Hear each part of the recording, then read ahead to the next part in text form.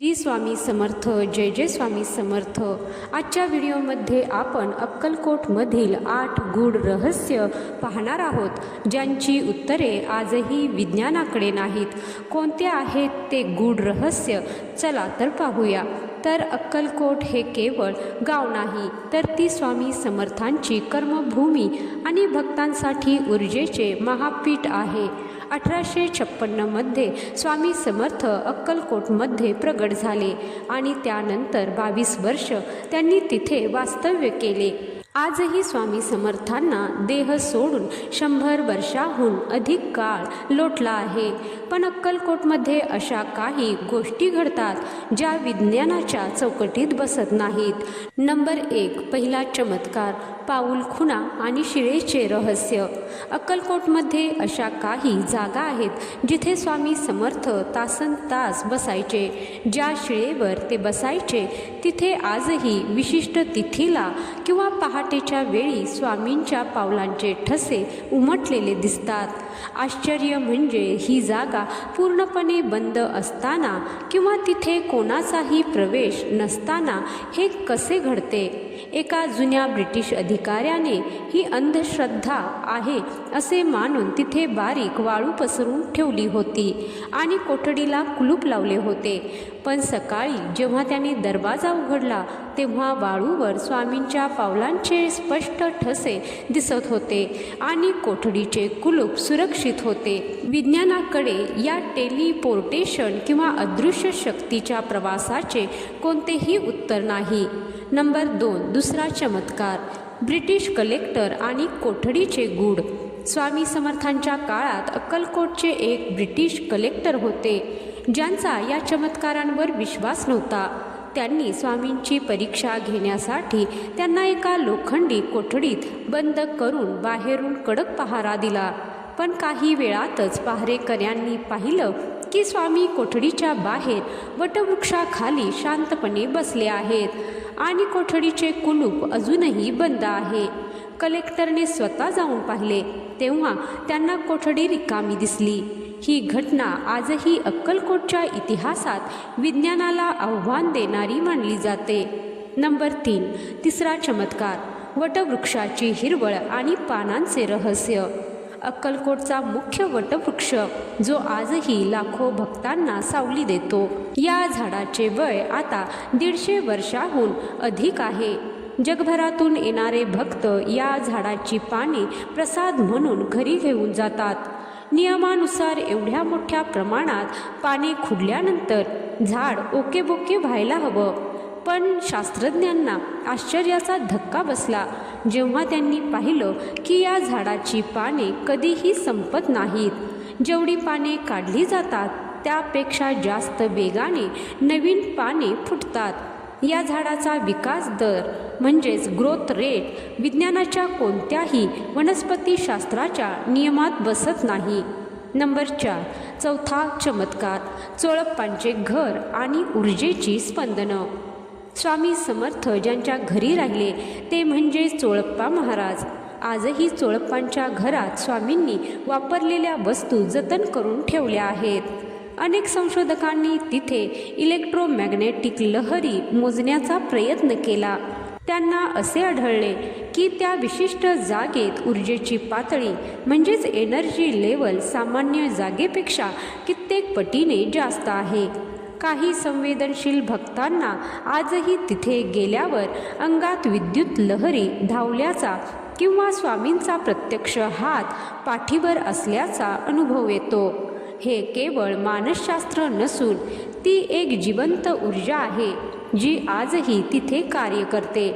Number 5. पाचवा चमत्कार, वटवृक्षाची नादकंपनं. हे सर्वात मोठं गूढ रहस्य आहे. हे रहस्य खूप कमी लोकांना माहीत आहे. काही वर्षापूर्वी एका परदेशी संशोधकाने अत्यंत संवेदनशील ऑडिओ रेकॉर्डर्स वटवृक्षांच्या फांद्याजवळ लावले होते. त्यांना जे ऐकू आले ते थक्क करणारे होते. निसर्गाच्या आवाजाव्यतिरिक्त त्या फांद्यांमधून अतिशय सूक्ष्म असा श्री स्वामी समर्थ या नामस्मरणाचा प्रतिध्वनी उमटत होता. जणू काही ते झाड स्वतः श्वास घेताना स्वामींचे नाम घेत होते. जेव्हा विज्ञानाने ही फ्रिक्वेन्सी तपासली तेव्हा त्यांना आढळले की ही कंपने माणसाच्या मेंदूला पूर्णपणे शांत करण्याची आणि आजार बरे करण्याची क्षमता ठेवतात.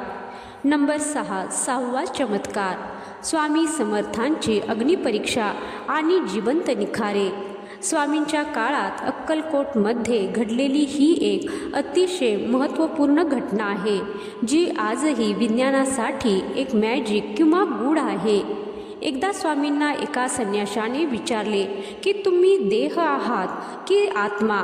स्वामींनी काहीही न बोलता जवळच असलेल्या धगधगत्या शेकोटीतील लाल भडक जिवंत निखारा आपल्या हाताने उचलला आणि तो आपल्या अंगावर ठेवला.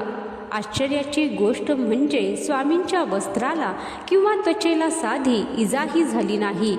विज्ञानानुसार मानवी त्वचा 45 ते 50 अंश सेल्सिअसच्या पुढे जळू लागते, पण स्वामींनी हजारो अंश सेल्सिअसचा निखारा हातात घेतला होता.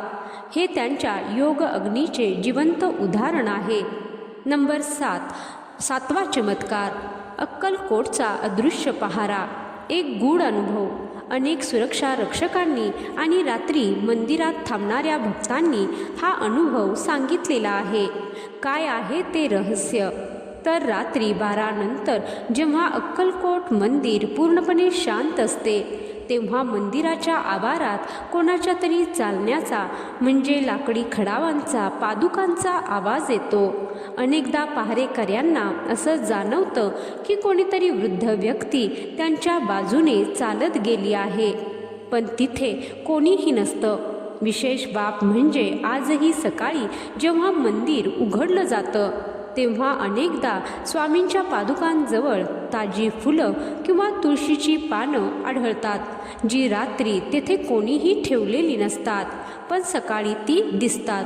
नंबर 8. 8वा चमत्कार, बालस्वामी आणि विहिरीचा चमत्कार.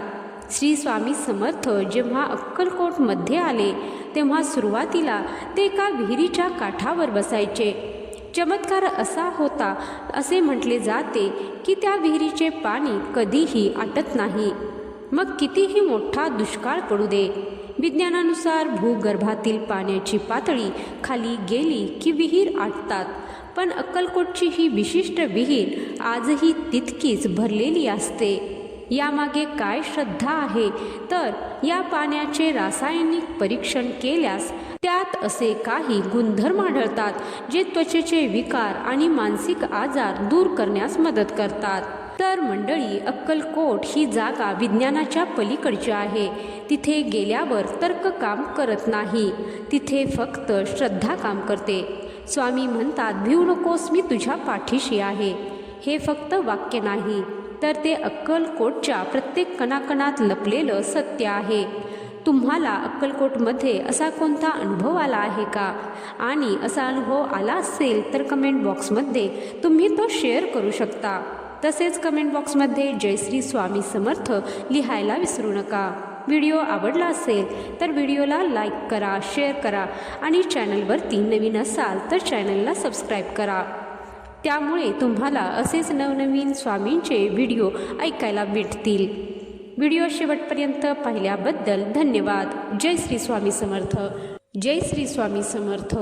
तुमचा दिवस स्वामीमय हो.